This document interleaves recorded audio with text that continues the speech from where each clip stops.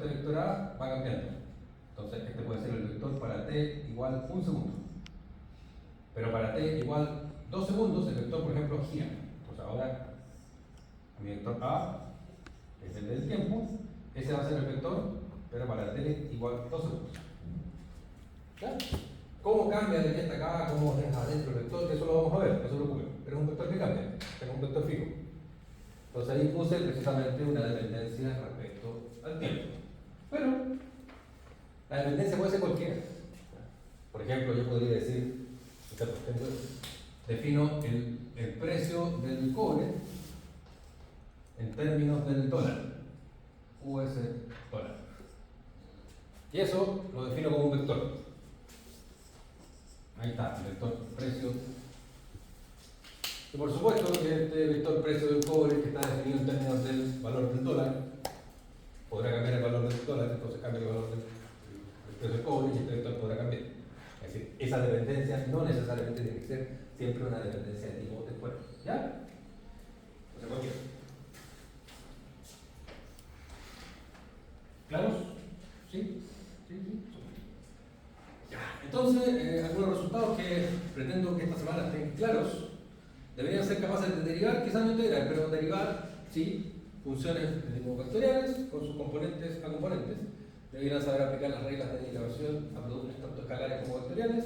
Deberían reconocer este operador, este triangulito que está aquí, es precisamente el operador nabla, que ya vamos a ver que es una notación chiquitita para escribir derivadas, y calcular, por ejemplo, el gradiente de un campo escalar sencillo, eso también lo tenemos que ver. Describir el movimiento mediante RB y K, es decir, mediante el desplazamiento dependiendo del tiempo, la velocidad dependiendo del tiempo y la aceleración dependiendo del tiempo, eso que vamos a ver mañana. Distinguir trayectoria, desplazamiento, velocidad y rapidez y interpretar geométricamente la dirección de la velocidad y el significado de la aceleración. Esas cosas deberían, al término de esta semana, tenerlos relativamente claros. ¿Ya? Eso. Así que les sirve eso como chequeo para saber si están aprendiendo bien. Comencemos. Entonces, como les decía originalmente, nosotros teníamos los vectores en un comienzo de esta forma, ¿verdad? Donde AX, AI y AZ podían ser números fijos, números que no cambiaban en el tiempo, ¿verdad? Pero ahora expandimos esta definición a algo un poquito más, no sé si complejo, pero un poco más rico, más profundo, ¿no? En donde estos números, AX, ya puede ser una variable, por ejemplo, que dependa del tiempo.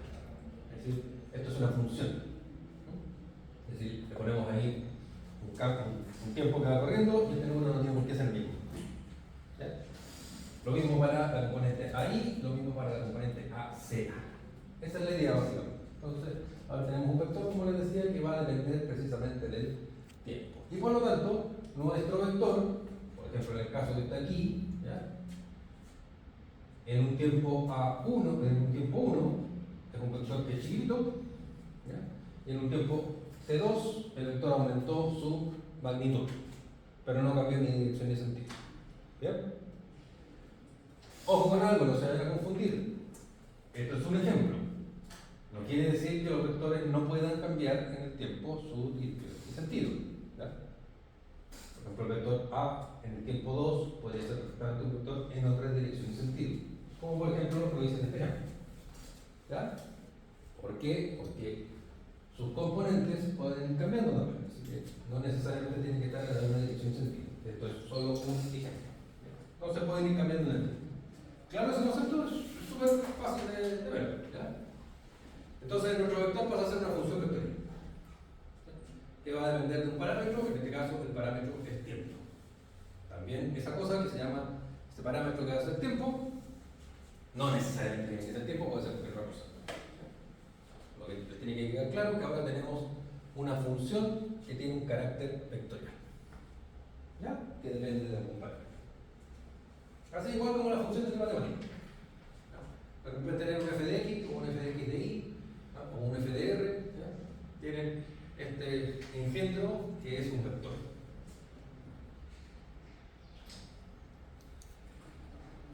Entonces, funciones vectoriales, por ejemplo, como estaban escritos antes, ¿ya? Como cada uno de estos son vectores, ahí tengo mis componentes, ¿ya? Entonces, equivale un vector en 3 dimensiones a estudiar cada una de sus componentes dependiendo del tiempo como si fueran 3 funciones por separado, ¿ya? Cada una con sus características, podrían ser iguales, podrían ser distintas. Un ejemplo, ¿ya? El sistema cartesiano, que estoy ocupando x, y z, ¿ya? Sería ese, por ejemplo. Entonces, si se fijan ahí, las componentes de los vectores, componentes x, y z, la componente de x, ¿cuál sería? T cuadrado, la componente y sería seno de t, y la componente z sería la exponencial elevado a menos t, ¿ya? Y cada componente, como dice allá abajo, puede derivarse, integrarse con las reglas habituales del cálculo escalar, es decir, cálculo de números. ¿Claros? Entonces, nos vamos a firmar de este ejemplo. Esto es un ejemplo particular. Entonces ya podemos ver algunas cosas. Por ejemplo, ¿cuánto vale este vector cuando t igual a 0? Cuando t igual a 0, desaparece la componente x, ¿te fijas? 0 elevado al cuadrado es 0. Seno de 0, ¿cuánto es? 0, 0. Tampoco está. Y e elevado a 0 es 1. Perdón. Sí, e elevado a 0 es 1. Entonces me queda a en 0 es 14. Vector unitario de dirección z. Pero ya cuando t igual a 1, por ejemplo, ahí cambia la cosa. Pasamos a obtener otro vector. ¿Bien? ¿Claros? ¿Sí? Hasta aquí esto es relativamente sencillo de entender. Entonces ahora ya vemos el concepto de límite. Entonces no olvidar la definición. El límite cuando delta t tiende a 0, en este caso, de a con un pequeño incremento menos a sin el incremento. Eso cuando hacemos el límite de tender a 0, eso en el fondo es una forma elegante de la definición de escribir una derivada. Por lo tanto, uno puede derivar, ¿ya?, un vector, y la derivada de un vector va a ser la derivada respectiva de cada una de sus componentes. ¿Por qué? ¿Podríamos derivar los vectores unitarios? Sí, podríamos derivar un vector propiamente tal, pero los vectores unitarios son vectores constantes, que no cambian en el tiempo ni nada.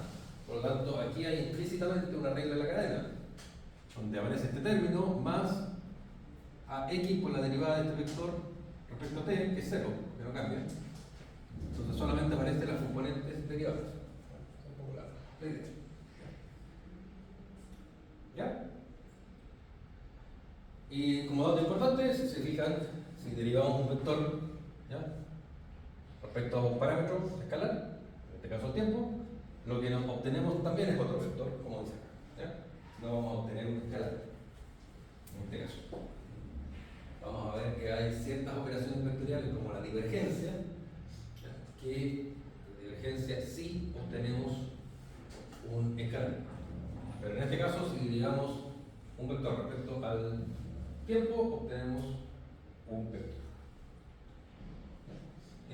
Antes de seguir, prefiero hacer el ejemplo anterior. Así aprovechamos de ver la deriva. ¿Voy a subir un poquito esto?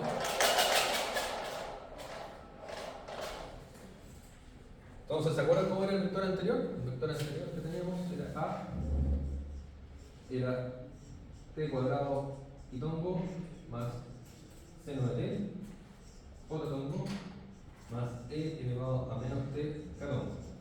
Eso es, creo. Si no, no importa, tenemos esto. Entonces, a modo de ejemplo, derivamos nuestro vector.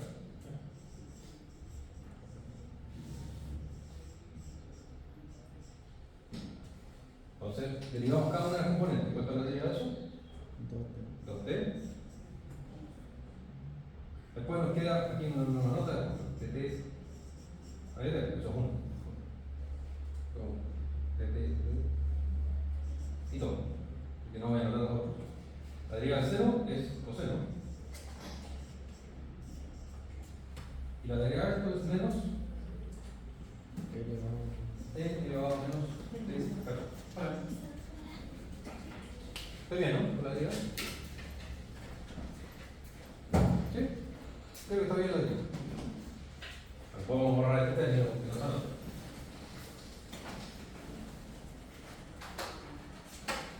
Ahí está. Entonces, si se fijan, como está diciendo ahí arriba, la derivada de un vector se deriva cada una de las componentes, como decíamos anteriormente, y lo que obtenemos es otro vector, que sería la derivada de esto que está ahí arriba. ¿Bien? Sigamos.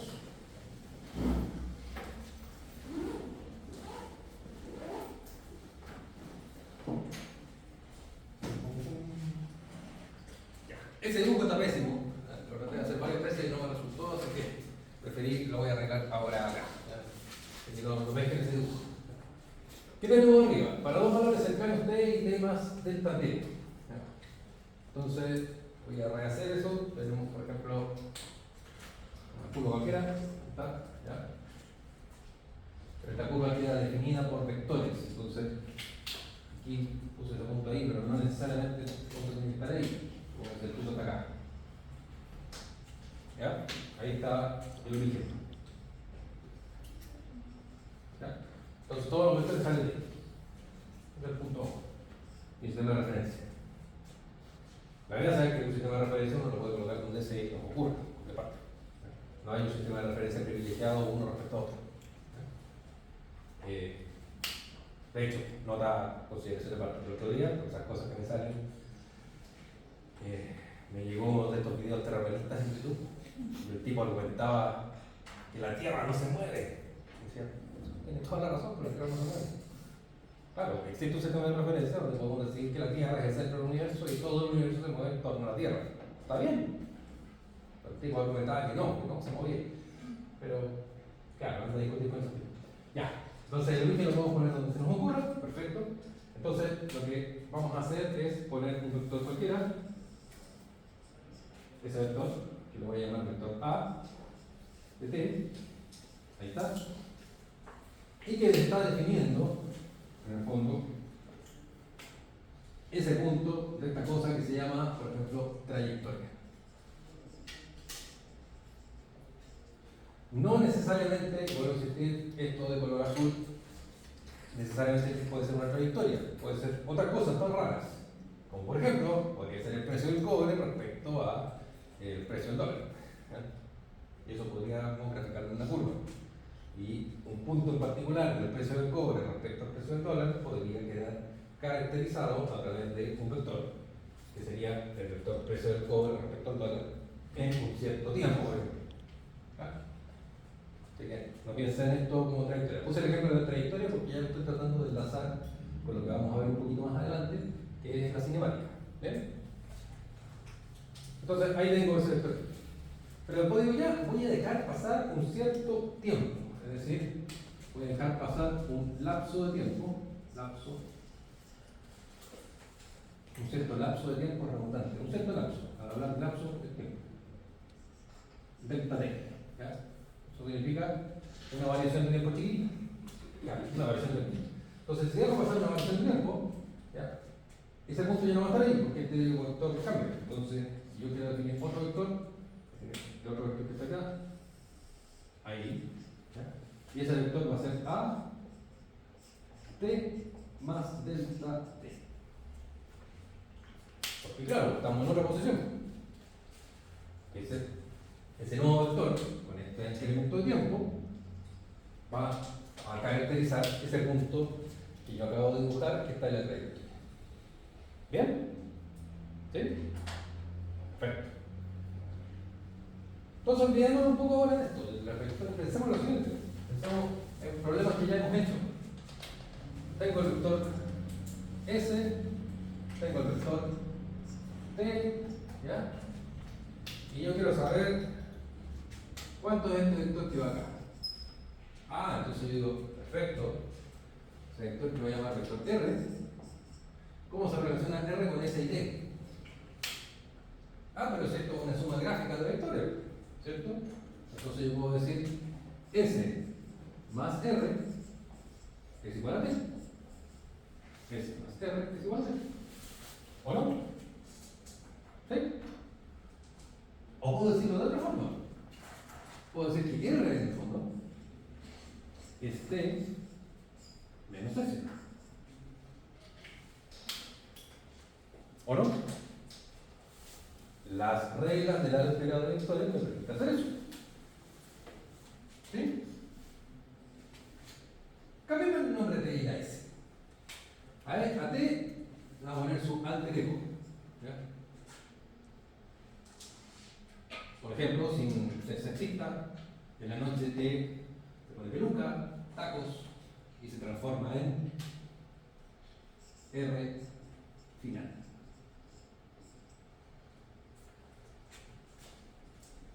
Y S se rapa, se pone una chaqueta de cuero, skinhead, y se transforma S en R inicial. ¿Qué quiero decir con R inicial o R final? Posición inicial, posición final. ¿O no? Por lo tanto, mi R que está ahí va a ser posición final menos posición inicial. O dicho de otra forma, R va a ser un cambio en la posición. ¿Lo ven? Es decir, lo que acabamos de definir vectorialmente, haciendo este cambio nomás de variable, con el ejemplo clásico de vectores que ya sabemos hacer, ¿ya? Es que la recta de dos vectores, si esos vectores fueran la posición final y la posición inicial, la diferencia de esas dos posiciones me da algo que se llama, ustedes bastante en la materia, desplazamiento. Es un vector. Entonces, ¿cómo se le ocurre que podríamos definir de una forma elegante el desplazamiento de una partícula o de lo que sea? El desplazamiento de algo es ni más ni menos que el cambio de la posición. ¿Lo ven? Olvidémonos de eso. Volvamos a nuestro problema de vectores. Sí, A vector de T más delta T. La gracia de complicar cuestiones simples. Es lo mismo. Es decir, que si yo dibujo un vector que vaya de aquí hasta ahí, ese vector de color negro no va a ser ni más ni menos que la variación del vector A. Es decir, que la variación del vector A va a ser el vector final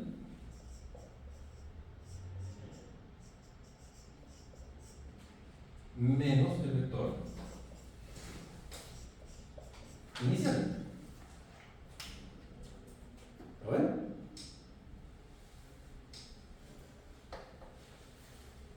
Entonces yo soy muy sensible a los olores, me acerco y digo, esto huele a algo. ¿Qué podrá oler? ¿Tiene un olor esa cuestión? Tiene un olor a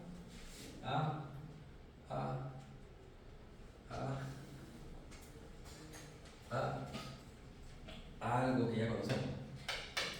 Porque tiene un olor a derivada. ¿Qué le falta a eso para ser una derivada? Desplantemos.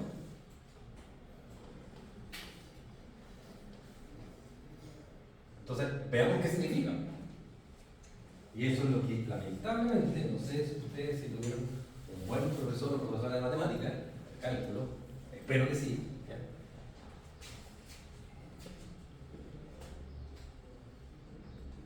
¿Qué significa eso? ¿Qué pasará cuando yo delta A lo divido por delta T? Lo único que estoy diciendo es que este cambio en el vector de una posición final a una posición inicial, este cambio en el vector, lo hago en una cierta cantidad de tiempo. ¿Va? ¿Acá? ¿Pasa, no? Eso es lo único que estoy diciendo. Es decir, que podría ser que una tortuga esté en esta posición ahora y en 2 años y medio más la tortuga se movió para acá. Delta T, nada me está diciendo aquí que sea un tamaño grande, un tamaño chico. No me está diciendo nada. Pero el distinto es que yo esto digo el límite cuando delta T tiende a 0. Al hacer eso, yo estoy achicando esto. Bueno, a un valor infinitesimal. ¿Bien? Por lo tanto, estoy fijando la posición de la tortuga ahora y 0,1 segundo después. Es un valor muy pequeñito.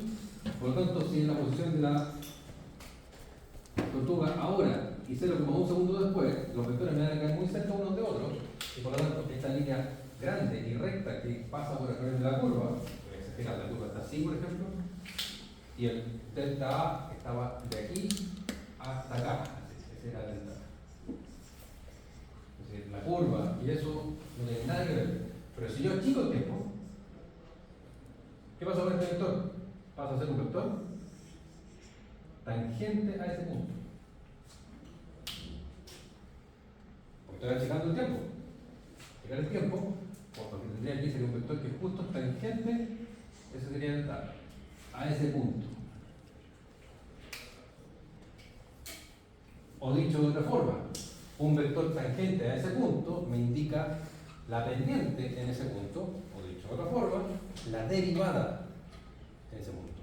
Gráficamente, la derivada que es la pendiente en un punto particular. Por eso, si yo tengo una curva cualquiera, una curva así, por ejemplo, la derivada ahí va a ser la pendiente, la derivada acá va a ser la pendiente, la derivada aquí va a ser la pendiente. Entonces, los problemas de máximos y mínimos es derive la función y después igual a 0, porque la pendiente ahí cuánto es 0. Entonces, cualquier función, una pendiente igual a 0, me puedo encontrar con un máximo o un mínimo. De ahí viene. ¿Vale? Entonces la pendiente tiene que ver con la tangente, y la tangente en un punto tiene que ver con la derivada. Y la derivada tiene cuando nosotros hacemos este proceso al límite, cuando el delta t tiende a 0, y eso se transforma entonces en dA. ¿Vale? Que es el proceso matemático que hicimos en 2 diapositivas anteriores. ¿De acuerdo? Entonces, es súper interesante esto. El cambio de un vector, nosotros podemos interpretarlo, a las ligeras modificaciones que hacemos en él, respecto a una derivada. Y ya sabemos cuál es toda la operatoria relacionada con esas derivadas. Sabemos derivar, ¿cierto? Al saber derivar, entonces podemos obtener la pendiente, o una trayectoria, o en este caso, un vector que va a quedar definido a través de la pendiente, del punto tangente en un punto, cualquiera, en cualquier punto de la trayectoria.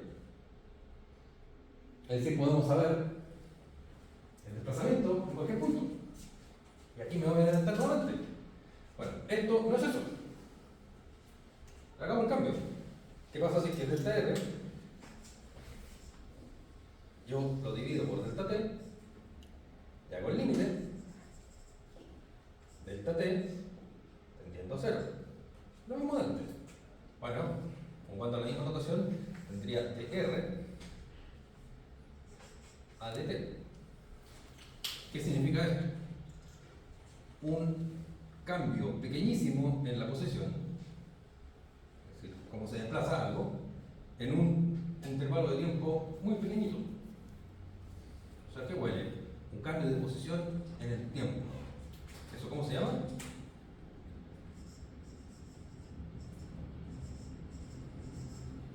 Velocidad. Entonces, de la definición misma de límite, para este caso particular, ¿vale?, aparece el concepto de velocidad. Y podemos ir un poquito más allá. Bueno, y ahora somos golosos. Y esto que yo llamo velocidad, voy a poner D. Yo le hago esto. Hago ahora delta V en delta T con el límite de delta T tendiendo a 0. Eso se va a transformar en dV a dt. ¿Y eso qué significa? ¿Cómo cambia la velocidad en el tiempo? En el lapso de tiempo infinitesimalmente pequeño. ¿Eso cómo se llama? Eso es igual a y eso se llama aceleración.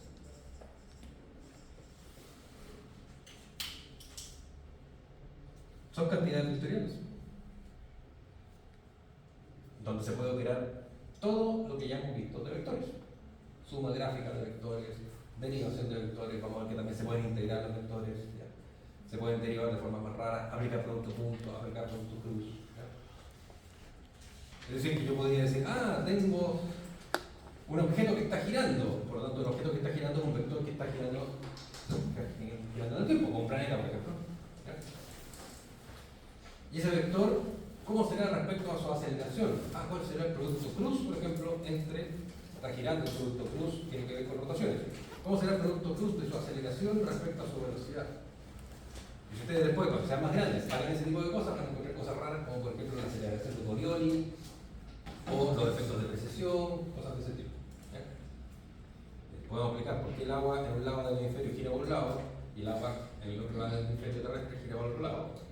Debido a un efecto de rotación, y eso tiene una explicación a través del producto cruz entre los dos vectores. Y esos vectores se llaman aceleración angular y velocidad angular. ¿Vale? ¿Sabían eso de que el agua gira por un lado del otro? ¿Sí? Yo no lo sabía, pero no lo saben. De todas formas, no le crean a un tipo, si va a Ecuador, un tipo que tiene agua y que gira, mira, y hace girar el agua de un lado y camina 10 metros y el agua gira al otro lado. Eso es una. Que gallo hace girar la cuestión, no funciona así. ¿Ya? Pero sí sé que están acá en La Serena y tiran, una cuestión muy simple, tiran el water, van por un lado y hacen sus cosas que tengan que ser en el baño, en Oregon, en Estados Unidos, y tiran el water y para girar para otro lado.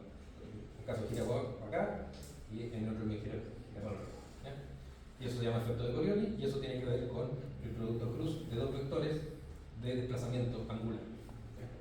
Lo pueden calcular. Pero eso lo van a ver cuando sean más grandes. ¿Ya? Entonces me parecía interesante aclarar este mono. ¿Ya? Está súper mal dibujado ahí. Cómo se relaciona con lo que ya vamos a ver de trayectoria y todo eso, y por qué es importante la definición de precisamente de la derivada, que es esto, que es la tangente a la curva descrita por la función vectorial en el espacio que sus componentes. Es una forma elegante de decir lo que acabo de hablar. ¿Bien? ¿Hasta ahí? ¿Sí? ¿Profe? Dime. Pero todo eso es solamente un punto específico. ¿Cómo un punto específico de qué? O sea, por ejemplo, la tangente sería solamente una En tangente ese punto. dependiendo de qué valor le demos a... En ese punto. ¿Ya? Lo mismo con la velocidad y la aceleración, ¿no? Claro, que tú cuando... A ver, vamos a poner el ejemplo que hicimos antes. ¿Te acuerdas que hicimos el ejemplo de A, C, y decíamos que T cuadrado, pitongo, más, puede ser el más corto, más seno de T, J. Ya, eso. ¿Sí? Ese es un vector que claramente cambia en el tiempo. Digo, acá va la derivada.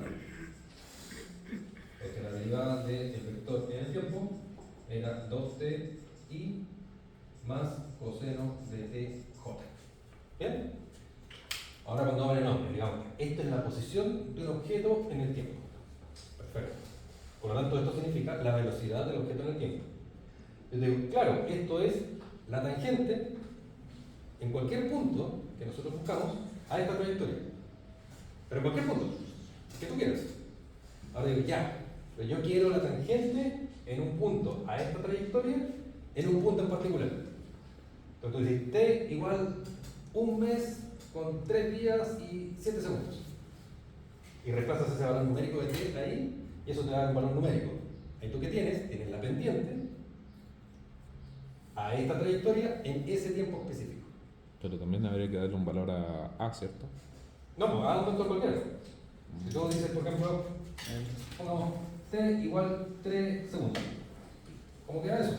Queda la derivada de a en t igual 3 de t. O dicho de otra forma, te ponen ahí a veces t, la derivada evaluada en 3 segundos. Y ahí tendrías que reemplazar 3, te quedaría 6 más coseno de 3. Y lo que tienes entonces es la derivada de este vector, posición, es decir, la velocidad, que en el fondo es la pendiente, a esta gráfica, en el segundo término. Por eso digo, sí, es en cualquier punto. Esto es absolutamente genérico. Al poner un valor numérico, tú de cualquier punto lo llevas a un punto específico. Entonces es súper poderoso. Porque es que una de las gracias que uno hace en cualquier ciencia, casi cualquier ciencia, está como la biología, eso. en toda la ciencia, sin desmerecer ninguna, es que uno aplica modelos predictivos. Es decir, a mí me gustaría saber dónde va a estar Plutón en 4 años más y saber que Plutón va a eclipsar a Júpiter, no sé. Pues para eso, ¿qué hago?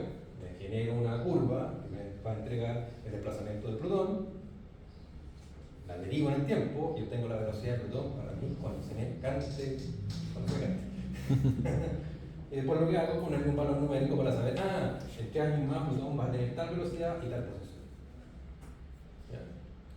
¿Qué es lo que se hace? Por ejemplo, todos estos software, que a ustedes seguramente les debe gustar, y si no, bájenlos, SkyChart, SkyMap, todas esas cuestiones. En el fondo uno puede poner la posición de la Tierra, un tiempo específico, y salen las estrellas y todos los planetas que estaban en ese tiempo específico. Bueno, cada una de esas cuestiones, los mapas estelares están cargados y cada uno de ellos tiene un vector. Así de simple. En base de datos enorme, pero el computador la maneja súper rápido. Entonces, cuando nosotros cambiamos tiempo y locación, lo que estamos haciendo es cambiar el vector y el mapa estelar cambia la posición que está. Ustedes podrían hacer cosas choras como buscar el cielo que había cuando ustedes nacieron y sacar la carta astral, auras, y todas esas cosas. ¿Ya? Pero en el fondo funciona de esa forma. ¿Ya? ¿Te quedó claro? Sí. ¿Sí? Súper. Ya, sigamos entonces. Ahí está otro ejemplo, ¿ya?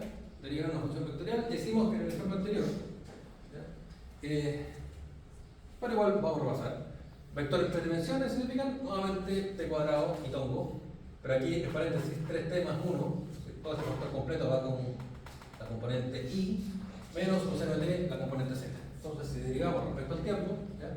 Insisto, estos son vectores que dependen del tiempo porque después vamos a ver todos los desplazamientos respecto al tiempo, pero podríamos pensar en cualquier cosa de carácter vectorial que dependa de cualquier parámetro.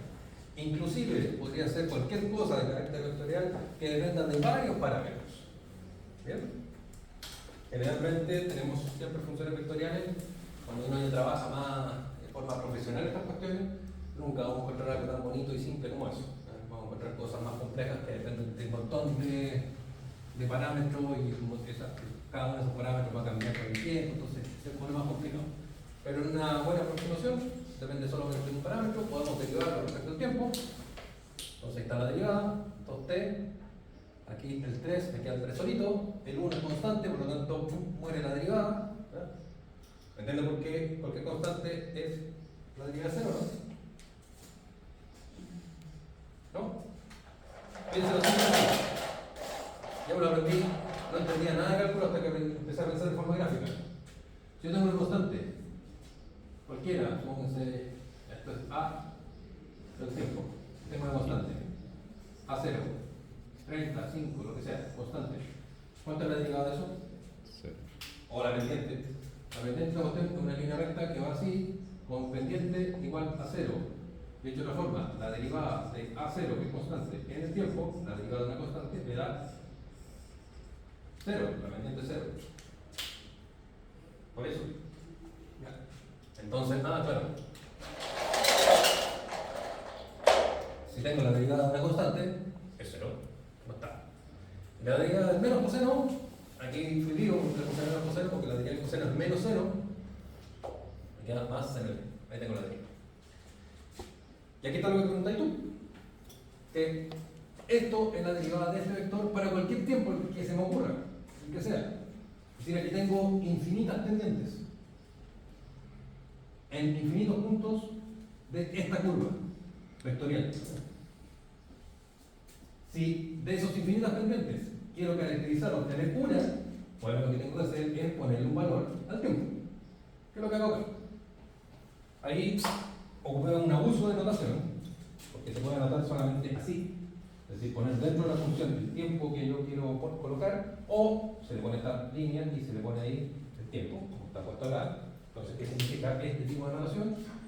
Que la derivada de este vector respecto al tiempo, yo la evalúo, es decir, caracterizo en un punto en particular, en este caso está igual a 1, entonces reemplazo el 1 ahí, me queda 2, no pasa nada, seno del 1.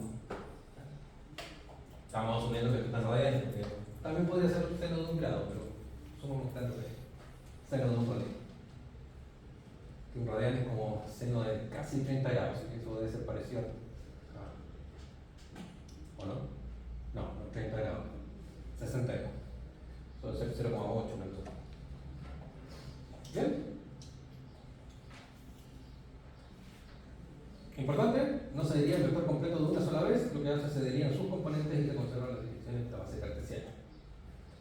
Al decir se derivan sus componentes, diríamos eso, y después eso en forma separada, y se conservan sus componentes cartesianas. Un detalle, creo que lo nombro más adelante, pero es un detalle no menor, que tienen que tener mucho cuidado cuando sean más grandes y peludas, ¿ya? Y pasen a otro tipo de notación, ¿ya? Y no sean siempre coordenadas cartesianas, IJK o X, Y, Z, ¿ya? Y pasen a coordenadas, por ejemplo, cilíndricas, polares. ¿Cómo son las coordenadas cilíndricas? Tiro la magnitud de un vector y veo cuál es su altura, ¿ya? Entonces, ángulo y radio, esas son las coordenadas cilíndricas, ¿ya? O coordenadas esféricas, ¿ya? Que son vectores dentro de una esfera. Entonces ahí no va a aparecer IJK, ahí lo que va a aparecer es R θ phi, ¿ya? O R seno θ, ¿ya? R seno θ coseno phi, ¿ya? Cosas de ese estilo, ¿ya? Entonces ahí voy a tener vectores unitarios que van a depender de las coordenadas esféricas, que de las coordenadas angulares y de las coordenadas radiales. Y esos vectores sí cambian en el tiempo, porque no son vectores constantes. Son vectores unitarios, pero son vectores que se mueven. Por lo tanto, al moverse, cambian su dirección y por lo tanto, cambian. Porque cambian su dirección. ¿Bien? Eso también quiero que se lo graben en su cabeza porque es importante. Que un vector no cambie su magnitud en el tiempo no quiere decir que ese vector no cambie, porque puede cambiar su dirección. Eso es un cambio. ¿Ya? Estos vectores, no importa cómo miremos el problema, siempre se van a mantener así. Y tombo, J tombo, K tombo. Miramos problemas de diferentes puntos y siempre están así. Entonces, esos vectores I, J, K, si yo los derivo respecto al tiempo, no cambia su magnitud, no cambia su dirección. Por lo tanto, no cambian. Las derivadas de los vectores en coordenadas cartesianas son cero. Pero si yo tomo otro tipo de coordenadas, entonces imagínense ahora una esfera, un volumen de una esfera, en este volumen de la esfera yo pongo esto mismo, y ahí tengo unos vectores R, θ y φ. Son vectores unitarios, pero que se mueven sobre la esfera, sobre la superficie de la esfera. No cambia su magnitud, pero sí cambia su dirección. ¿Se fijan? Y eso es un cambio. Por lo tanto, las derivadas temporales de esos vectores no va a ser lo mismo si ellos están aquí o están acá. Entonces, al derivar una cantidad vectorial con vectores unitarios que están en otro tipo de coordenadas, hay que tener cuidado porque esos vectores unitarios en esos otros tipos de coordenadas sí pueden cambiar en el tiempo. ¿Ya? Eso lo digo al pasar, porque ahora no vamos a trabajar con vectores con otro tipo de coordenadas. Pero cuando lo hagan en algún minuto de su desarrollo profesional, porque lo van a hacer, ¿ya? Generalmente el primer error que uno comete es que no deriva los vectores unitarios en otro tipo de coordenadas que no sean las cartesianas rectangulares. El argumento es el que les acabo de decir. ¿Ya? Y ¿convendrá hacer esto? Sí, lo voy a hacer. Me voy a salir un poco de la materia para explicar algo, un detalle que tiene que ver con esto que les acabo de decir, pero que es súper importante. Que lo vamos a ver más adelante, eso sí, pero prefiero aclararlo ahora, aprovechando el punto de que estamos hablando de vectores que cambian y vectores que cambian. Pensemos lo siguiente. Ahí está el Sol. Ahí está la Tierra. Y la Tierra describe una trayectoria más o menos, bueno, no me digo para nada circular, pero ustedes entienden que es una trayectoria circular respecto al Sol. Pensemos sistema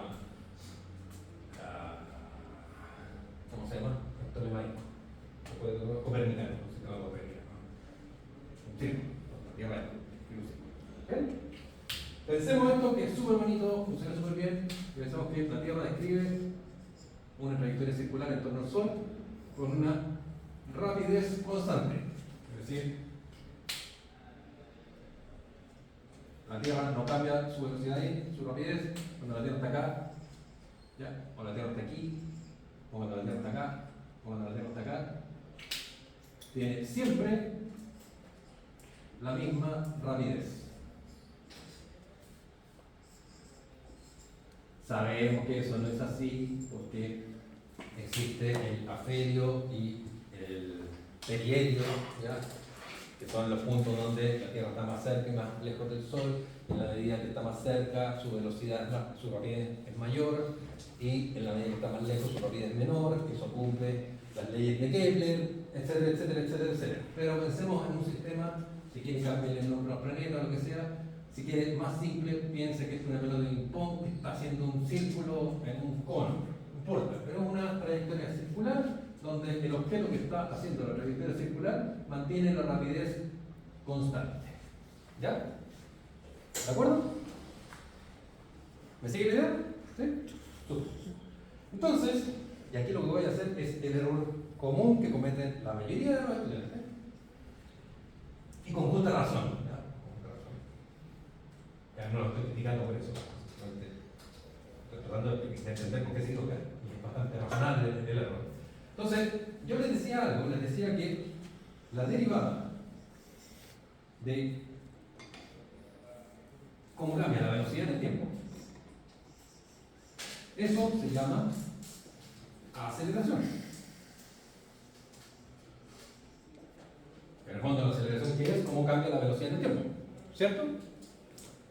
En la Tierra tenemos una aceleración bien particular que le decimos aceleración de gravedad y es 9,8 metros por segundo, que está diciendo que por cada segundo que pasa, la velocidad de un objeto cambia en 9,8 metros por segundo.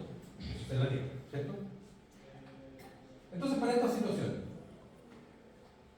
para esa situación, ¿cuánto sería la aceleración?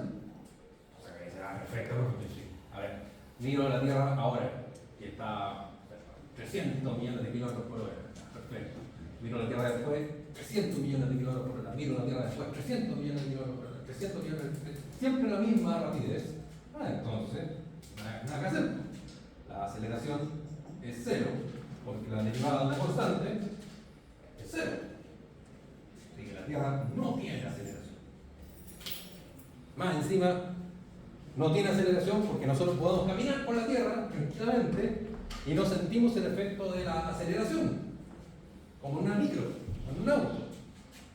Si esta cosa, si la Tierra acelerara, nosotros sentiríamos, así como cuando un auto acelera, sentimos que nos vamos para atrás, o cuando frena, sentimos que nos vamos para adelante. Y esos efectos nosotros no los vemos, no los sentimos. Por lo tanto, la aceleración es cero. Y es plana, ¿cierto? Es plana. Es un plano que está ahí.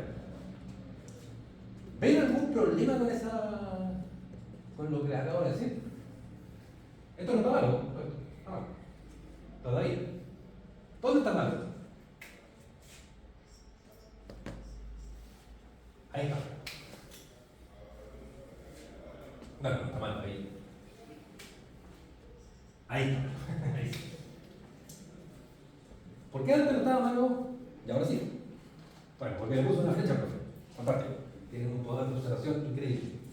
¿Ya? ¿Por qué el hecho de poner una flecha hace que antes estuviera malo y antes estuviera bueno? Por lo que le estaba diciendo antes. Estos son vectores. Y yo tuve el cuidado de decir rapidez, rapidez, rapidez, rapidez, rapidez. Y luego pongo un vector para hacer velocidad. Velocidad, velocidad, velocidad, velocidad. La rapidez de la Tierra no cambiaba. Perfecto, era siempre, la magnitud de este vector era siempre la misma. Pero al decir la velocidad de la Tierra cambia, sí cambia. Sí cambia. ¿Por qué? Porque la dirección del vector va cambiando. ¿Lo ven? Como la dirección del vector va cambiando, la derivada del vector en la aceleración, pero ya no puede ser cero. Hay una aceleración ahí que nosotros no estamos considerando. Por lo tanto, la aceleración debería ser igual a dos aceleraciones. Una aceleración que vamos a decir, fíjense, para relacionarlo con lo que hemos visto, paralela a la trayectoria, más una aceleración que va a ser perpendicular a la trayectoria. ¿Reconocen la notación? Cualquier vector uno lo puede separar. Esta aceleración paralela a la trayectoria va a ser nuestra aceleración lineal. Que de acuerdo, si su rapidez no cambia, esto debiera ser cero. Pero la aceleración perpendicular a la trayectoria se llama aceleración centrípeta. ¿Y hacia dónde va? Hacia adentro.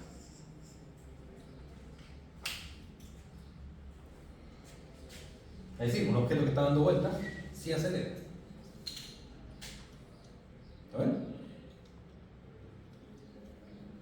Entonces, ojo. Derivar un vector, uno deriva sus componentes, perfecto, y en el caso de componentes cartesianos rectangulares, y JK, la derivada de estos vectores es cero, ningún problema. Pero aquí, ¿ya? Si estamos jugando otro tipo de coordenadas, donde los vectores unitarios cambian su posición respecto al tiempo, esas derivadas van a aparecer. ¿Sí? Ojo con eso. En este caso, eso también parece la aceleración centrípeta. El más importante, por ejemplo, eso demuestra algo súper interesante en la física de partículas. Que cualquier cosa que tenga carga, digo cosa, partícula que tenga carga, como electrones, muones, protones, cosas por el estilo, ¿ya? Si yo los hago hacer una trayectoria circular o parte de una trayectoria circular, van a acelerar, aunque no tengan una aceleración lineal. Si un protón, por ejemplo, que está haciendo una vuelta, siempre con la misma rapidez, una revolución por segundo, entonces da una vuelta por segundo, una vuelta por segundo, una vuelta por segundo, siempre da la misma rapidez el protón. Me dice, no está acelerando, sí está acelerando, tiene aceleración centrípeta. Todo cuerpo que tenga carga eléctrica y que tenga aceleración va a emitir radiación. ¿Y por qué va a emitir radiación? Porque el cambio en la dirección, que no sea en línea recta, en la dirección de su trayectoria va a generar una fluctuación del campo electromagnético que está asociado a la partícula. Y eso está a través de aceleración centrípeta. Por lo tanto, va a emitir radiación. Y por lo tanto, pierde energía. ¿Ven? Y esa radiación no la puede captar.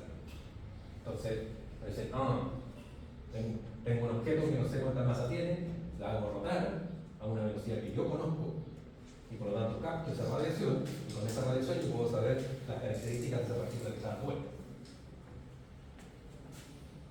O tengo una partícula que está dando vuelta a una velocidad que yo quiero, y por lo tanto eso genera una radiación, que la voy a llamar radiación X, que me sirve para ver los huesos de una persona que se fractura. ¿Se fijan?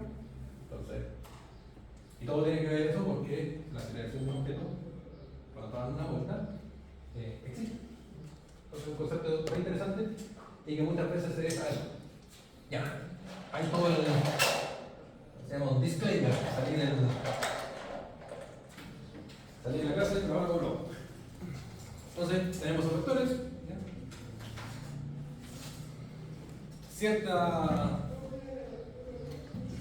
Cierto operatorio que es importante, ¿ya? Se fijan lo de arriba, ¿ya? Que tengo dos vectores que están siendo sumados, A más B. Si yo derivo A más B como un conjunto, eso es exactamente igual que derivar A más derivar B por separado. Es decir, mantiene las reglas de asociatividad del álgebra, la derivada de vectores. ¿Bien? Ahora bien, si yo tengo un escalar, un número, f. Ojo que f no necesariamente tiene que ser una constante, puede ser una función que depende del tiempo. O sea, sería una función escalar. Aquí tengo una función vectorial, aquí tengo una función escalar. ¿No? Pero lo que tengo aquí es un escalar y un vector. Si yo tengo la derivada de este conjunto, entonces esto será regla de la cadena. Primero derivo la función escalar por el vector más la función escalar por la derivada del vector. Derivo la función escalar por el vector más la función escalar por la derivada del vector. Por eso dice la estructura es la misma que en el cálculo escalar, pero el resultado puede seguir siendo un vector. En este caso, el resultado es un vector, en este caso, el resultado es un vector. Las consideraciones de las derivadas vectoriales son las mismas. ¿Qué pasa si tenemos producto punto? Arriba que tenemos producto punto de A punto B. Entonces, se aplica la regla del cálculo tal cual, que es la derivada primera más la derivada segunda, para ir a la cadena. Entonces, primero derivo eso por eso, pero ojo, sigue estando el producto punto. Y después derivo la segunda por esa, pero ojo, sigue estando el producto punto. En este caso, en particular, ¿me da un vector? No. Porque esto que está aquí no es un vector. Eso es un escalar. Recuerden que esto es un número. Por lo tanto, la derivada temporal de un número me tiene que dar un número. Nunca puedo obtener a partir de un... No es del todo correcto lo que voy a decir. Nunca puedo obtener o igualar escalar con un vector o vector con escalar. Eso sí está correcto. Pero sí hay ciertas operaciones que yo puedo, a partir de vectores, obtener escalares o viceversa. En este caso tengo escalar a un lado, escalar al otro. ¿Ya? Hay un caso particular, que es este. Que es bien interesante y se utiliza bastante en algunas demostraciones de precisamente álgebra de vectores. Que es bastante útil por lo demás. Uno algunas veces no quiere expresar, por ejemplo, o necesita expresar esto. Cuando uno pone ahí a cuadrado, o b cuadrado, o cualquier vector al cuadrado, lo que uno está diciendo es el producto punto entre ambos. Y eso, insisto, es súper útil. Por ejemplo, el producto punto entre dos vectores es el mismo vector. Eso es la magnitud del primero por la magnitud del segundo. Voy a sacar el punto para que no. Por el coseno del ángulo entre ellos. Pero si son el mismo vector, eso es coseno de 0 grados. El coseno de 0 grados, esto es 1. ¿Sí? Por lo tanto, sería a polar. Entonces es lógico que sea a polar a cuadrado. ¿Bien? Entonces, decir la magnitud de un vector al cuadrado es lo mismo que decir a punto A. ¿Pero qué es la magnitud de un vector al cuadrado? Si pensamos que el vector A es AX y tongo más AI J, lo voy a hacer solamente en dos dimensiones, y la magnitud del vector A, que es eso, que por simplicidad lo escribimos así nomás, es en el fondo la raíz cuadrada de AX cuadrado más AI cuadrado. ¿Qué será A cuadrado? La componente al cuadrado. Eso. Si se fijan, esta es la otra definición del producto punto. Que es que cada una de las componentes se multiplica sobre la otra componente. Entonces sería AX por AX más AI por AI. Ahí está. Todo calza, ¿se fijan? Entonces tenemos diferentes formas de decir lo mismo. Y generalmente cuando tenemos diferentes formas de decir lo mismo, podemos utilizar esas diferentes formas para hacer demostraciones de cosas. ¿No? Como las cosas como esto que está aquí. Entonces si yo quiero derivar producto punto entre dos vectores x iguales, es lo mismo que poner dos veces a punto de a, o, dicho de otra forma, esto. Dos veces el vector punto la derivada temporal del vector. Todo eso es igual. Y como digo, esta identidad, o una identidad vectorial, se utiliza bastante en lo que es demostraciones.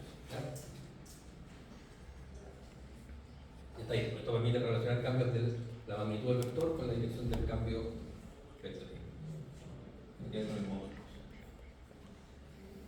Y nos falta el producto cruz. Entonces aquí hay que tener un poquitín de cuidado. Porque ya sabemos que el producto cruz o producto vectorial entre vectores es muy importante el orden. Y el orden no se altera porque, si se fijan abajo, está la propiedad anticonmutativa del producto cruz. Es decir, A cruz B no es lo mismo que B cruz A. Son iguales si es que hay un signo negativo entre ellos. Como aquí aparece, B cruz A es igual a menos A cruz B.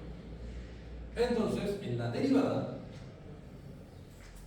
claro, yo derivo el primer vector, producto cruz, el segundo, hasta ahí vamos fantástico, más después el primer vector, cruz, la derivada del segundo. Súper bien, no hay ningún problema. El cuidado que tienen que tener no es poner este antes de este otro, si no pueden darlo vuelta. El producto cruz, cualquier vuelta que tenga, tienen que incluir un signo negativo. ¿Ya? Alguna vez en una prueba de esta cuestión puse esto es igual a de A de T cruz B menos de B A de T cruz A. ¿Ustedes me deben decir? Sí. Vuelvo a decir, esto es igual a de A de T cruz B menos de B A de T cruz A. Sí. Porque al poner el signo menos puedo dar la vuelta. O bueno, pero ahí hay que mantener el orden. ¿Ya? Mantienen el orden como es el álgebra de producto cruz, no hay ningún inconveniente.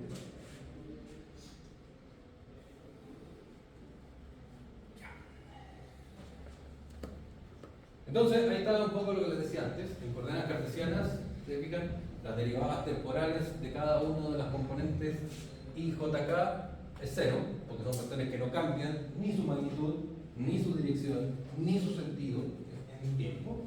Por lo tanto, como son vectores que se mantienen constantes, la derivada de cualquier constante o la derivada de un vector constante es igual a cero, y por eso cuando derivamos un vector solamente aparecen las derivadas de las componentes respectivamente a cada coordenada. Aquí hay un cambio de notación, pasamos de la notación de Leibniz a la notación de Newton. Newton le ponía un puntito arriba, entonces cuando tenemos algo con un punto arriba, eso significa que lo estamos derivando respecto al tiempo. ¿Ya? Quiero anotar, por ejemplo, si yo pongo x punto, eso es igual a lo siguiente. Una notación más compacta. Entonces lo que me está diciendo esto es que aquí estoy derivando el tiempo a x respecto al tiempo, a y respecto al tiempo, a z respecto al tiempo, a x punto, a y punto, a z punto. Pero las respectivas derivadas de los vectores unitarios y jk no aparecen. ¿Por qué? Porque son cero. ¿Bien? Entonces es lo que hemos hecho de forma lógica. Pero lo que les había dicho es que tengan mucho cuidado es que más adelante en coordenadas polares, cilíndricas o esféricas los vectores unitarios pueden cambiar de dirección y sus derivadas ya no son cero. El vector cambia la dirección, no necesariamente que cambie su magnitud.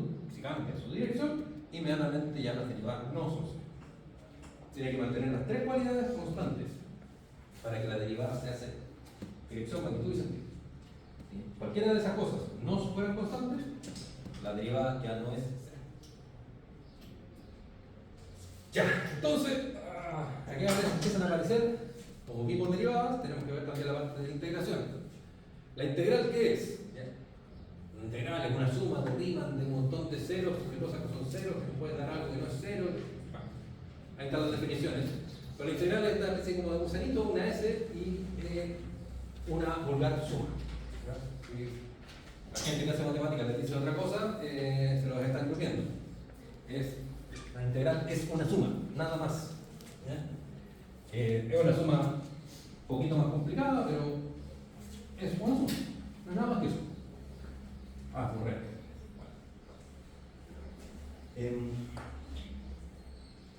Cuando uno está sumando números, póngase esto. ¿Qué podría hacer? Sobre la manera, por más computacionales. Desde n igual 0 hasta 10. ¿Ya? Esa suma es una suma, ¿cómo sería? 2 a la 0, más 2 a la 1, más hasta más 2 a la 10. ¿Cierto? ¿Sí? Entonces tengo... no voy a meter con computación. En fondo ahí tengo el número de permutaciones para una base binaria. Pero esa suma es una suma de tipo discreta. No es que sea discreta que sea calladita, sino que al decir discreta es que tengo números discretos. Voy cuantizado en todo. 1, 0, no hay puntos intermedios. ¿Ya? Yo voy sumando de uno en uno. Distinto es que yo, por ejemplo, quiero hacer esta suma.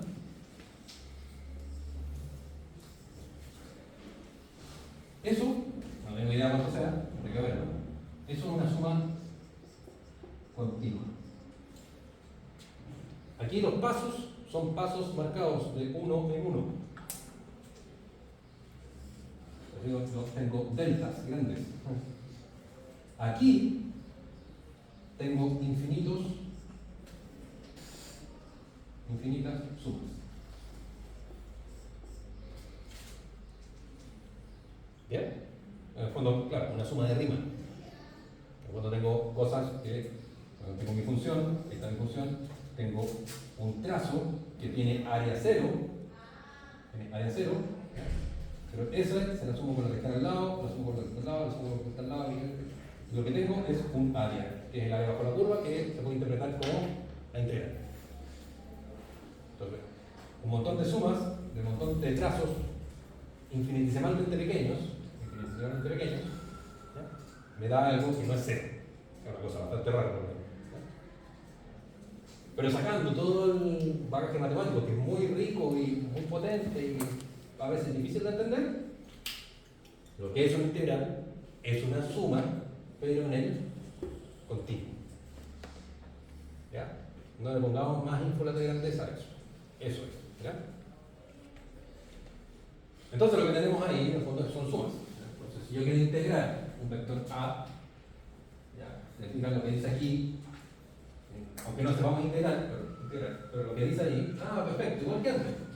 Si yo quería derivar el vector A, era la derivada de cada una de sus componentes, por separado. Si yo quiero integrar el vector A, será la integral de cada una de sus componentes. Y dejo sin tocar los vectores unitarios en las direcciones X y Z. ¿Ya? ¿Por qué? Porque son vectores que si al derivarlos obtengo 0, al integrarlos tampoco aportan en nada. O sea, no hay ningún cambio, entonces no puedo sumar.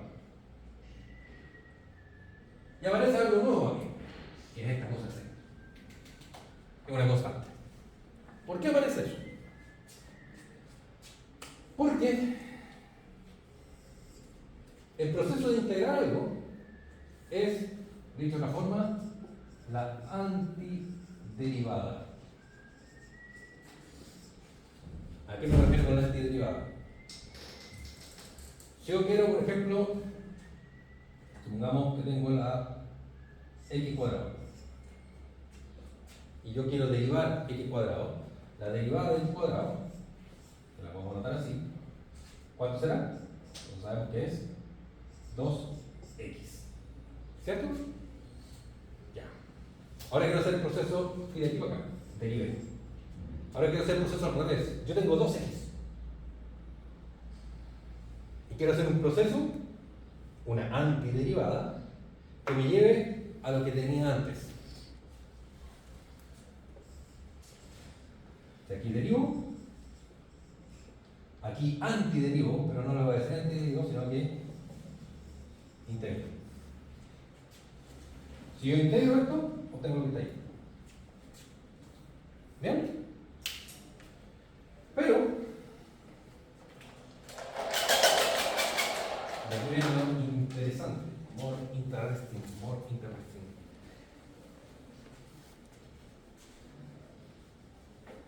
Pero.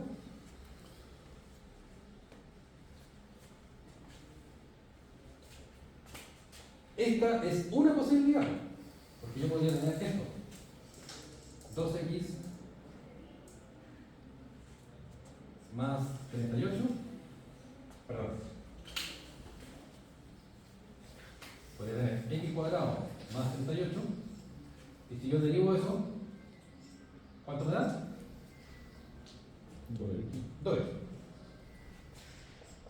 Pero yo también podría tener x cuadrado menos 3,14. Si yo derivo eso, ¿cuánto me da? 2x. En fondo lo que estoy diciendo es que yo podría siempre tener un x cuadrado más una constante. No importa cómo sea la derivada de esa cuestión, no importa que valga una constante, esa cuestión siempre me va a dar 2x. ¿Cierto? Por lo tanto, si yo integro y yo no sé de dónde partí, yo puedo decir, ah, perfecto, la derivada de eso yo sé que es 2x. Maravilloso. Entonces, si yo integro, es decir, hago el proceso contrario, digo, ¿saben qué?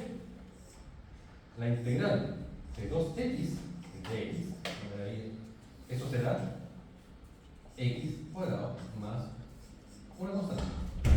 Llamemos la constante originalmente c.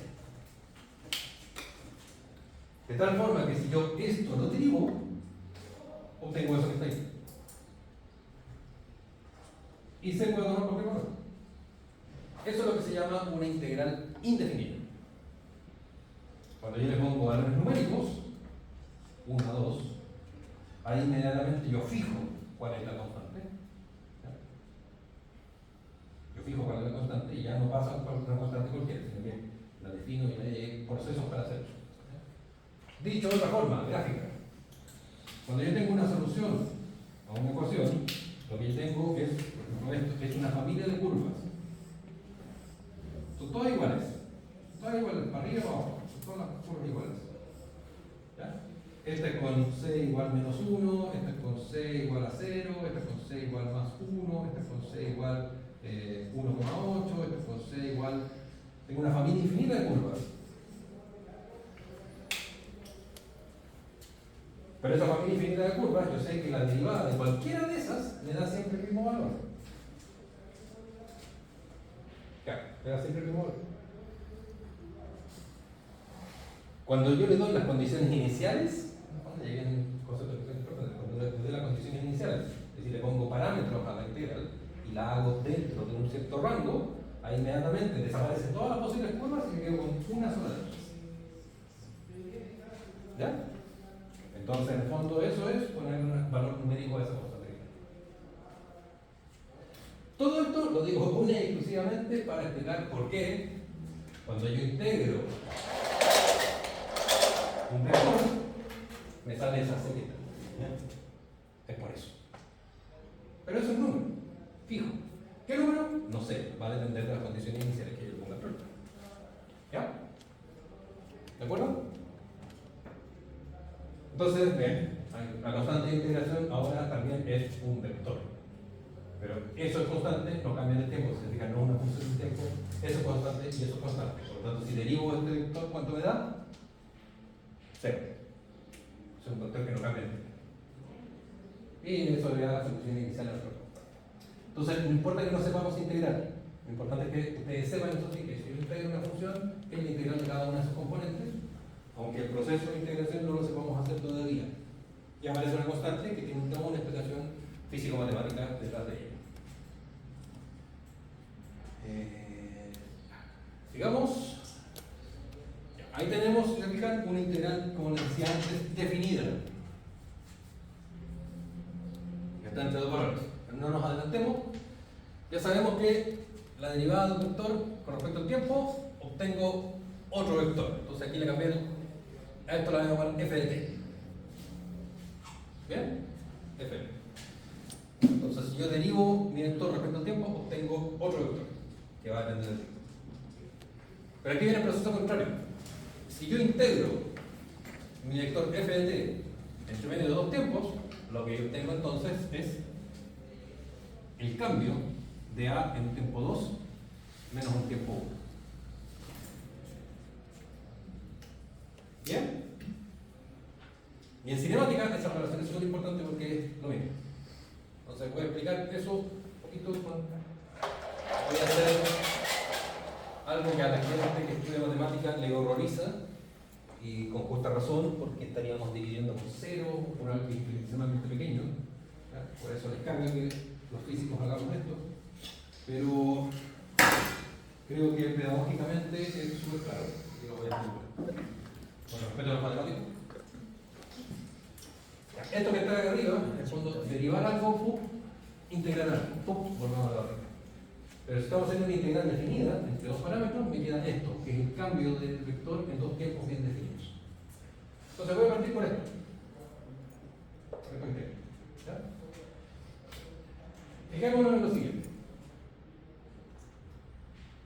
Delta R es igual a una integral, una suma, de la velocidad en un tiempo infinitesimalmente pequeño. ¿Bien? ¿Sí? Entonces voy a hacer algo. Delta R lo voy a dividir por delta t. Voy a poner un límite aquí. Delta t tiende a 0. Ya sabemos que eso, ¿en qué se transforma? Se transforma en dr. Todos estos son vectores de r. En dt. Perfecto. ¿Hasta ahí me siguen la idea? Esto es una definición que ya vimos. Bueno, pero vemos qué pasa con el lado de allá. Entonces, tengo el límite. Límite. Delta t tendiendo a 0. De esto. De 1 partido por delta t. De b. De t. Pero, a ver, esta cuestión y esto como que se parece.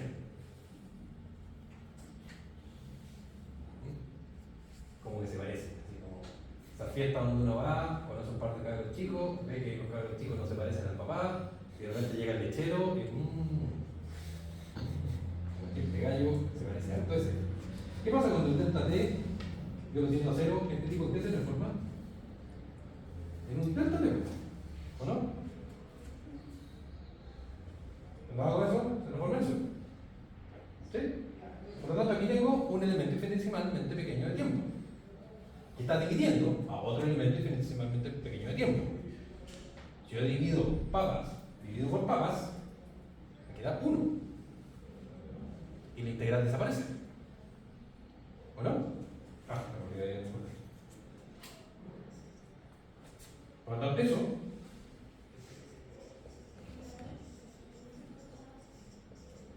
es la velocidad.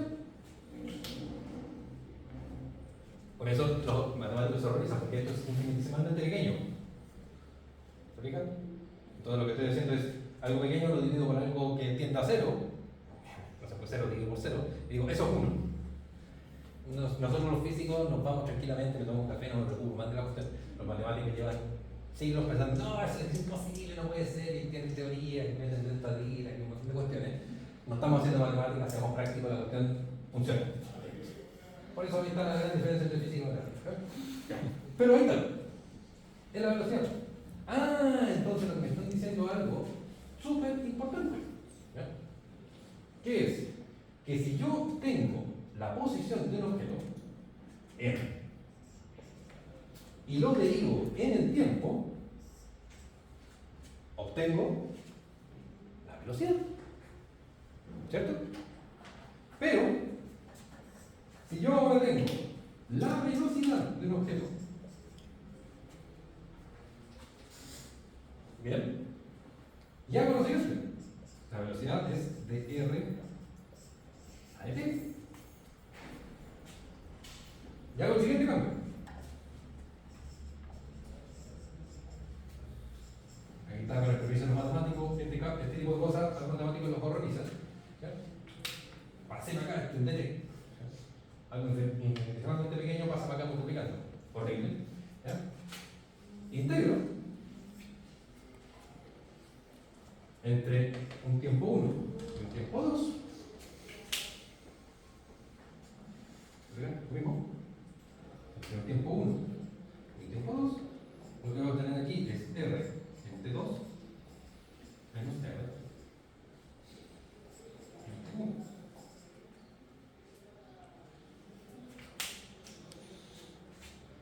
Fíjense lo potente de esto. Si yo derivo la posición de un objeto, obtengo su velocidad. Pero si yo integro la velocidad entre dos tiempos, lo que obtengo es la posición. Gráficamente, esto significa encontrar la pendiente de la recta en un punto. Gráficamente, lo que significa esto es encontrar el área bajo la curva de una recta entre dos puntos. Entonces, esto es pendiente. es área. Ahí tienen todo el cálculo diferencial de integral. Eso es, no es más que eso. Claro, se puede complicar, por supuesto, pero la base es esa. Entonces es algo súper poderoso y que vamos a utilizar mucho. Entonces por eso les decía que no se asusten cuando vean el símbolo integral. Lo que ustedes tienen que hacer en este curso es simplemente saber sacar pendientes y saber sacar áreas bajo la curva. Nada más. Lo interesante es que entiendan que cuando están sacando una pendiente de una curva, en el fondo están derivando. Y cuando están sacando el área de una curva, en el fondo están integrando. ¿Bien? Después, más adelante, podrán ver procesos más analíticos de integración o de derivación de toda esta cosa. Lo interesante es que en este nivel ustedes entiendan eso que es más o menos la base aquí del circuito. ¿Ya? Bien, sigamos. Ahí hay un ejemplo numérico. ¿Ya? ¿Ya? Tenemos nuestro vector, ¿ya? Derivado. Derivamos el vector. ¿Ya? Si evaluamos el vector en el tiempo cero, claro, en cualquier parte donde aparezca t se hace 0, 0, 0. Ahí hay un error. No, está bien, está bien. Sí, está bien. Está bien. Porque las condiciones que me están diciendo acá arriba es, este es el vector derivado respecto al tiempo, este es el vector de la condición inicial. Condición inicial. Entonces, si se fijan, yo integro esto, no importa cómo lo integrar, me da eso. ¿Ya? Más una constante, y al poner las condiciones iniciales, junto esto, o evalúo esto en 0, y comparo eso con esto, eso es lo que está ahí, y ahí obtengo cuánto vale la constante. Entonces tengo mi vector. Escrito para cualquier t. Entonces, de aquí a acá hay un proceso de integración. No importa cómo lo hacemos, pero el proceso de integración se pueden dar cuenta de la siguiente forma. Si yo derivo esto, tengo que obtener eso. ¿Vale? Y al evaluar esto en el tiempo cero y compararlo con mi condición inicial, puedo obtener cuánto es el valor de la constante. Y ahí tengo mi expresión general. Entonces ahí tienen un proceso de integración con condiciones iniciales para ver cómo se hace la integración de un vector. No me interesa que ustedes sepan cómo se integran del paso 1 al paso 2. Lo que me interesa es que se den cuenta cuál es el proceso que uno hace para obtener el vector. Ya. Y aquí viene algo que se ve feo, pero no es tan feo. Queda poco tiempo, así que no voy a meterme lleno acá. Pero esto sería lo último que tendremos que ver en la clase de hoy. Voy a partir con eso en la clase de mañana. ¿Ya? Pero sí voy a hacer una pequeña introducción a este tema. Entonces, hay unos operadores que se llaman operadores diferenciales, como dice operación diferencial, operador diferencial. Primero, ¿qué es un operador? Un operador es un símbolo que representa algo. ¿Bien? Por ejemplo, en mecánica cuántica existe un operador que se llama operador de evolución. ¿Qué hace el operador de evolución en mecánica cuántica? Multiplica lo que uno tenga por una exponencial que depende del tiempo. ¿Qué nos entrega eso? Nos entrega cómo evoluciona algo en el tiempo. ¿Ya? Pero ese operador hace eso, multiplica por un valor constante. ¿Ya? Entonces, aquí tenemos un operador y que tiene un apellido, que es un operador diferencial. ¿Por qué un operador diferencial? Porque el operador diferencial quiere decir que ese operador tiene derivadas medianas. Entonces, en el fondo, lo que hace ese operador es, al enfrentarse a una función, hace una derivada. Entonces, por eso se llama operador diferencial.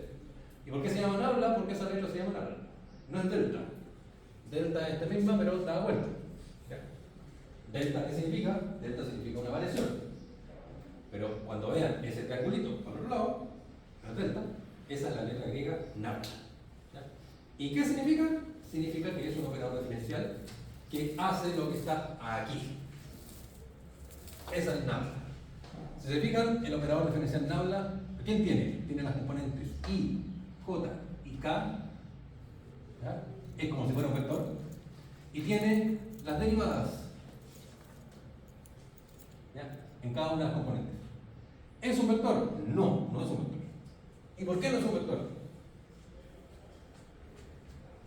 Porque es un operador. Es lógico. ¿Ya? ¿Pero por qué no es un vector? Porque aquí no tiene números. Estos no son números.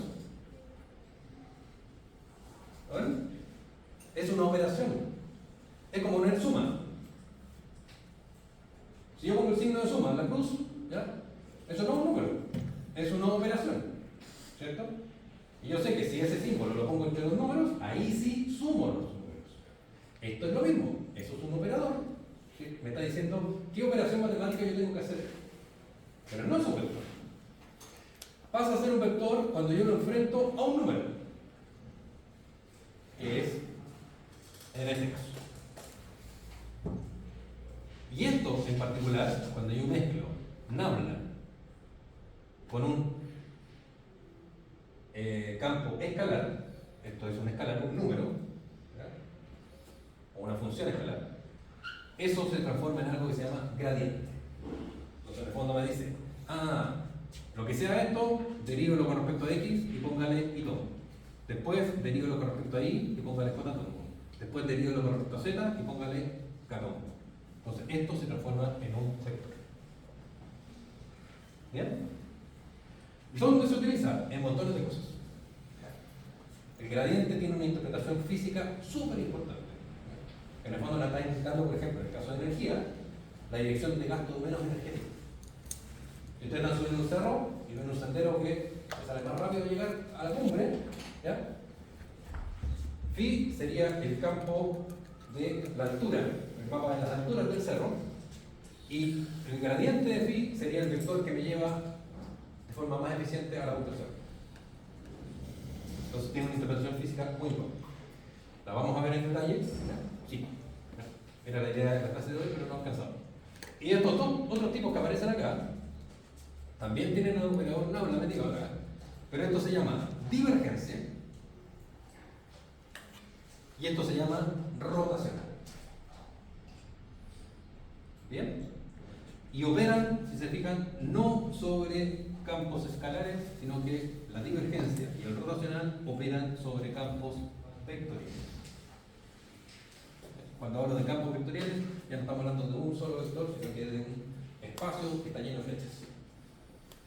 ¿Ya? Entonces hay cosas interesantes. Si yo, por ejemplo, hago la divergencia del campo vectorial de gravedad, eso es muy probable que me dé cero. Aquí, de forma local, me da cero. Porque todas las flechas apuntan para abajo. ¿Ya? Pero si yo quiero tener un agujero negro, las flechas apuntarían a un agujero negro. Ahí ya la divergencia no es cero. Lo que me está diciendo, la palabra no dice, es si las flechitas divergen a un punto. Si las flechitas no divergen a un punto, son constantes, como el campo gravitacional terrestre de forma local, cuando aquí todas las flechas apuntan para abajo, ese campo es cero. Entonces lo podemos relacionar con mecánica. Mecánica clásica nos dice que todos los campos vectoriales cuya divergencia son cero, son campos que se denominan conservativos, es decir, no hay pérdida de energía. Los campos de divergencia son cero, sí hay pérdida de energía. Y este se llama rotacional, ya podrán pensar de qué se trata. Si yo tengo este campo que rota respecto a un punto, esto no es cero. Si tengo un campo constante, ¿ya? Esto es cero, no rota. Entonces me están diciendo características físicas súper importantes de cómo son las características de cada uno de los campos o del campo escalar. ¿Ya? Bueno, eso lo vamos a ver con detalle ya la siguiente clase. ¿Ya? No es algo extra del curso, pero sí que es algo importante que ya nos empiecen a. Ya, los que llegaron más tarde y no alcanzaron ahí a anotarse la lista,